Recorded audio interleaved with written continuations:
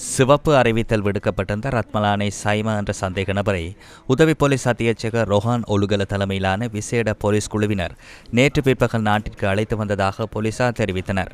வலான மத்திய ஊழல் தடுப்பு பிரிவும் மலேசிய போலீசாரும் இணைந்து மேற்கொண்ட விசேட நடவடிக்கையின் போது இவர்கள் கைது செய்யப்பட்டனர்.